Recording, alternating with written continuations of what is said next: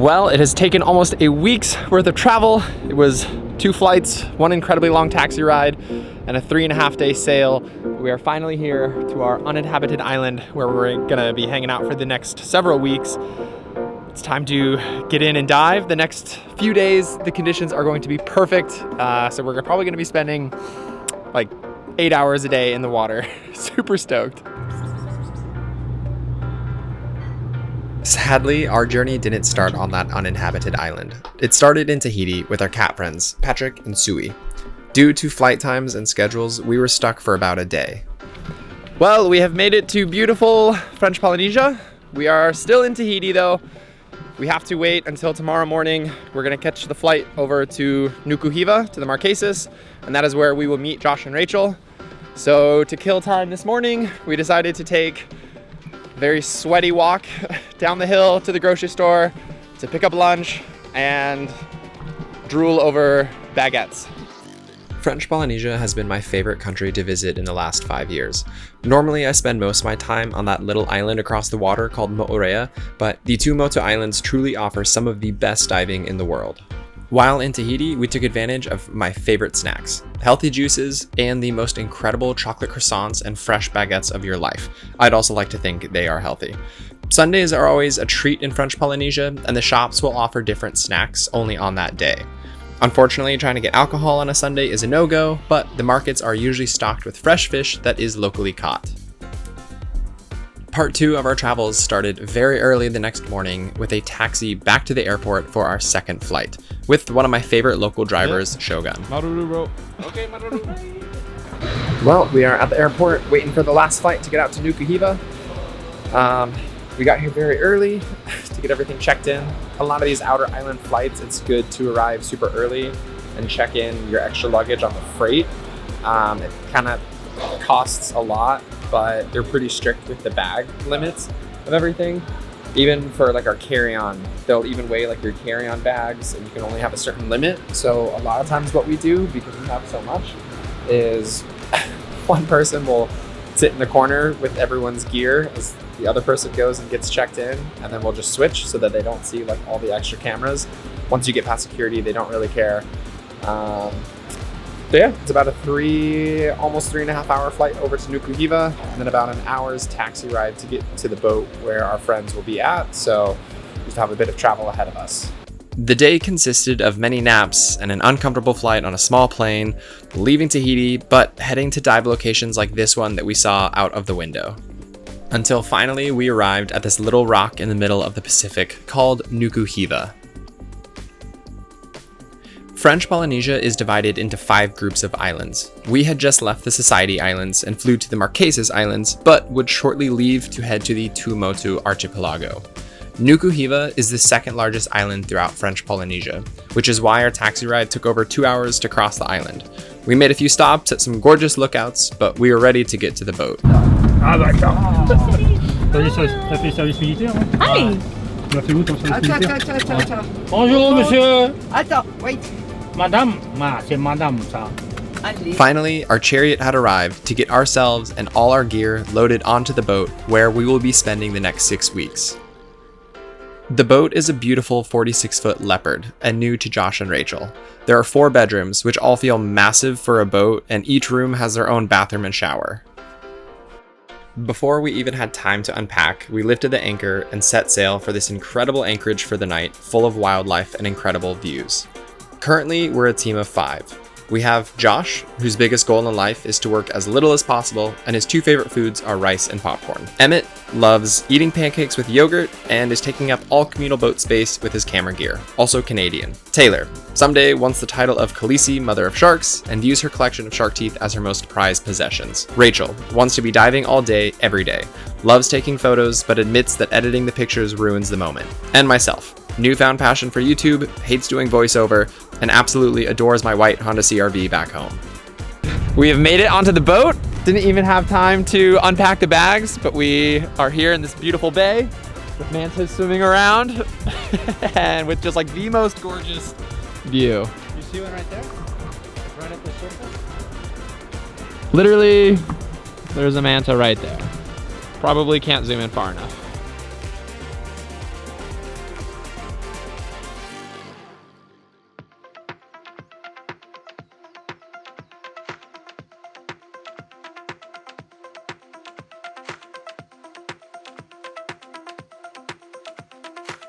It is very nice.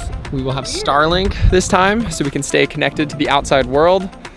We're probably only gonna be in the Marquesas for about 24 hours. Then we're gonna start setting sail to head down to the Tuamotus starting tomorrow, which is great because the visibility here in the Marquesas is not nearly as good, and the Tuamotus is the crystal clear water. So we're super stoked.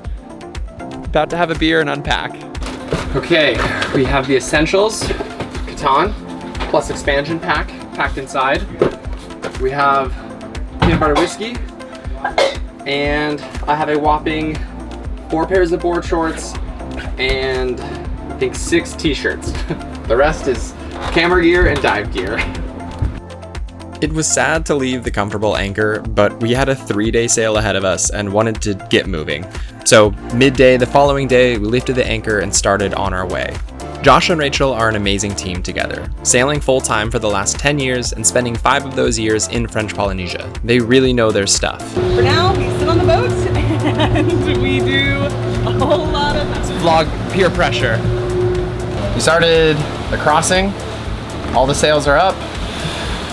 Everyone's got movies and books downloaded.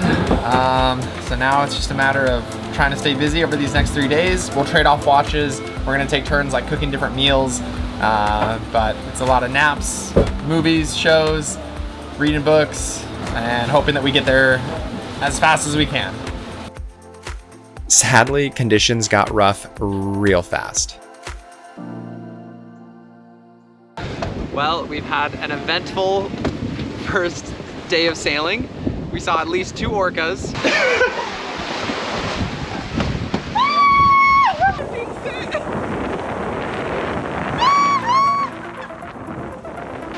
Orcas for the first time!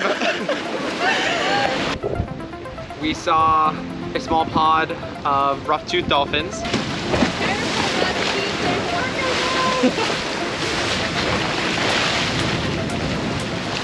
And we were hoping that the orcas would turn back around and start hunting the rough-toothed dolphins, but they did not.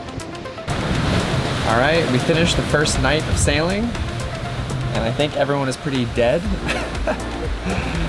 Sailing is not, I think, as romantic as what people think that it might be.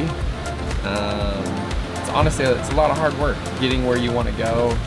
The unbalance the whole time is super frustrating. It makes just doing normal stuff really difficult, like cooking food, doing the dishes, just trying to sleep.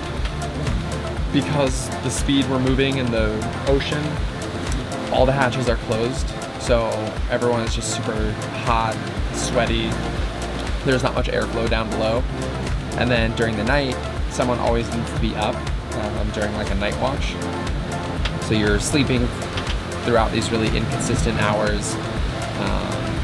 It's tough, it's hard work. The reward is absolutely going to be worth it, but it is very tiring. So we're very glad there's only about 2 more full days left of sailing. Seriously, sailing can be horribly uncomfortable.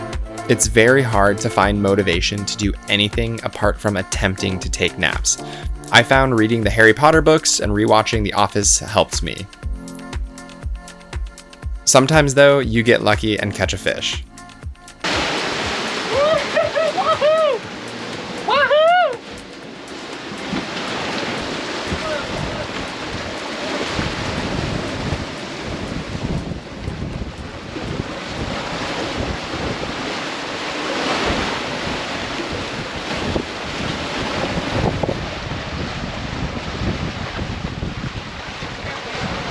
So it should be good and hooked.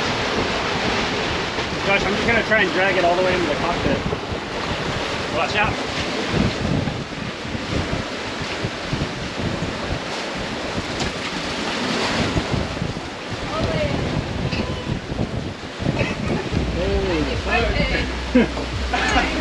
There's dinner. And getting as much of the meat coming all the way back. On this side, just in front of this fin is where its booty hole is at. So you don't want to pop that necessarily. So you always want to start. We taught Emmett a few things on cutting fish so that he can try the next ones we catch. One full day later and we were finally pulling into our tiny island.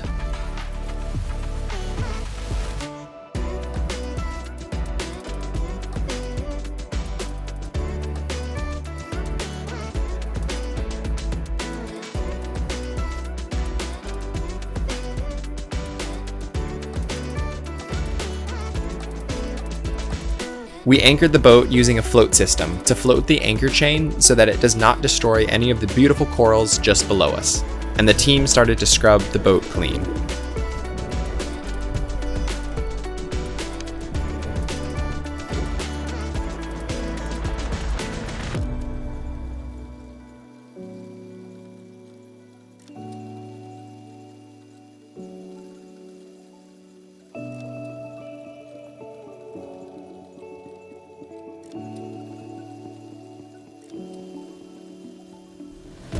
We were all pretty stoked to get in the water for a quick swim, but we knew the epic conditions that would be waiting for us over the next several weeks, so we didn't stay long, got a quick shave in, and detangled all the knots out of our hair and enjoyed the sunset. Stay subscribed so that you can continue to follow along our Tuamotu journey. For sure, if you have any questions or stuff you might want to see in a video, leave them in comments below. Some absolutely incredible diving will be coming up, and I cannot wait to capture and share what we might see.